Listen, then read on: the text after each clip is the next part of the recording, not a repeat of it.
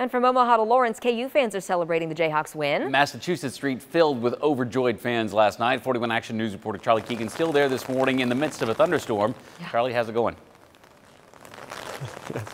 Well, things are a little quieter here on Mass Street, but you can bet that fans are still super excited. Looking at downtown Lawrence right now, we've seen a few people out early this morning, but a lot of fans may be thinking about the future. We found a psychic here on Massachusetts Street. A lot of people are probably wondering what's the crystal ball reading as far as KU's future, but every fan we've spoken to is just predicting a Kansas Jayhawks national championship. Before looking too far ahead, though, these fans, they just wanted to celebrate last night's thrilling overtime victory over Duke. So they flooded Massachusetts Street yesterday. They were out here in the thousands. Police actually had to shut down the road to traffic. No cars allowed. There were just too many people out here celebrating.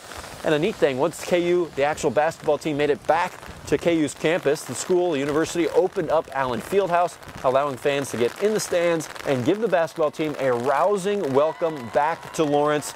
Brackets aside, all fans are really excited this morning.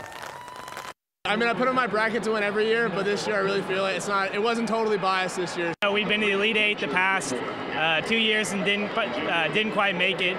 So this doesn't happen very often. So you can't miss opportunities like this. No, plenty of people took advantage of this opportunity to celebrate. We looked around the street here this morning, found a few cups and cans left over from the celebration, but overall pretty well clean. And Lawrence police say that fans were well behaved. They didn't arrest anyone for getting out of control last night. In Lawrence, I'm Charlie Keegan, 41 Action News Today.